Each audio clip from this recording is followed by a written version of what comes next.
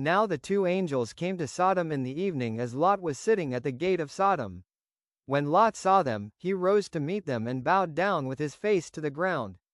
And he said, Now behold, my lords, please turn aside into your servant's house, and spend the night, and wash your feet. Then you may rise early and go on your ways. They said however, No, but we shall spend the night in the square. Yet he urged them strongly, so they turned aside to him and entered his house. And he prepared a feast for them, and baked unleavened bread, and they ate.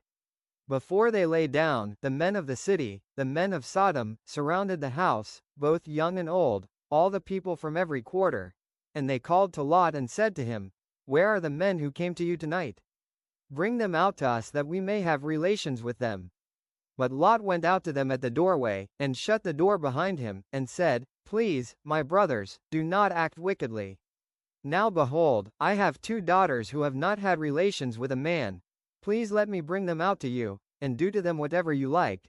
Only do nothing to these men, inasmuch as they have come under the shelter of my roof. But they said, Stand aside. Furthermore, they said, This one came in as an alien, and already he is acting like a judge. Now we will treat you worse than them. So they pressed hard against Lot and came near to break the door. But the men reached out their hands and brought Lot into the house with them, and shut the door. They struck the men who were at the doorway of the house with blindness, both small and great, so that they became weary trying to find the doorway. Then the men said to Lot, Whom else have you here? A son-in-law, and your sons, and your daughters, and whomever you have in the city, bring them out of this place. For we are about to destroy this place, because their outcry has become so great before the Lord that the Lord has sent us to destroy it. Lot went out and spoke to his sons-in-law, who were to marry his daughters, and said, Up, get out of this place, for the Lord will destroy the city. But he appeared to his sons-in-law as one who was jesting. When morning dawned, the angels urged Lot, saying, Up, take your wife and your 2 daughters who are here, or you will be swept away in the punishment of the city. But he hesitated, so the men seized his hand and the hand of his wife and the hands of his 2 daughters, for the compassion of the Lord was upon him. And they brought him out, and put him outside the city. When they had brought them outside, one said, Escape for your life. Do not look behind you, and do not stay anywhere in the valley. Escape to the mountains, or you will be swept away. But Lot said to them, Oh no, my lords. Now behold, your servant has found favor in your sight, and you have magnified your loving kindness, which you have shown me by saving my life. But I cannot escape to the mountains, for the disaster will overtake me and I will die. Now behold, this town is near enough to flee to, and it is small. Please, let me escape there, is it not small? That my life may be saved. He said to him, Behold, I grant you this request also, not to overthrow the town of which you have spoken. Hurry, escape there, for I cannot do anything until you arrive there. Therefore the name of the town was called Zoar. The sun had risen over the earth when Lot came to Zoar. Then the Lord rained on Sodom and Gomorrah brimstone and fire from the Lord out of heaven, and he overthrew those cities, and all the valley, and all the inhabitants of the cities, and what grew on the ground. But his wife, from behind him, looked back, and she became a pillar of salt. Now Abraham arose early in the morning and went to the place where he had stood before the Lord, and he looked down toward Sodom and Gomorrah, and toward all the land of the valley, and he saw, and behold, the smoke of the land ascended like the smoke of a furnace.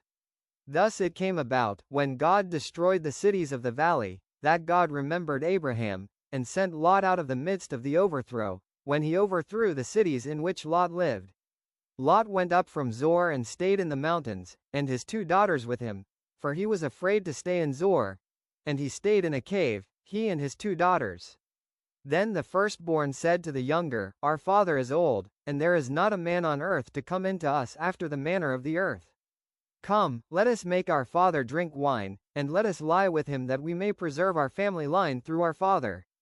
So they made their father drink wine that night, and the firstborn went in and lay with her father, and he did not know when she lay down or when she arose. On the following day, the firstborn said to the younger, Behold, I lay last night with my father. Let us make him drink wine tonight also. Then you go in and lie with him, that we may preserve our family line through our father. So they made their father drink wine that night also, and the younger arose and lay with him. And he did not know when she lay down or when she arose. Thus both the daughters of Lot were with child by their father. The firstborn bore a son, and called him Moab. He is the father of the Moabites to this day. As for the younger, she also bore a son, and called him Ben-Ami. He is the father of the sons of Ammon to this day. Lord God, the story of Sodom and Gomorrah is a heavy one. It reminds us of the seriousness of sin and the certainty of your justice. But it also reminds us of your mercy, the mercy that dragged Lot from the city, the mercy you showed in answer to Abraham's prayer. For anyone watching who feels trapped in their own Sodom, give them the strength to run and not look back. For anyone who has experienced loss and tragedy, be their refuge in the cave of their despair.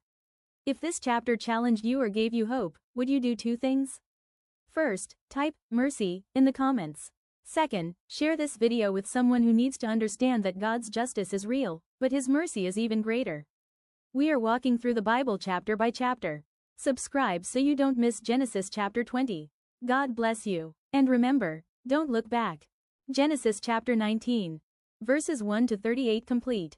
Chapter 20 is coming. Thumbs up, like, speech balloon, comment your takeaway, repeat button, share to spread the word. See you in the next chapter.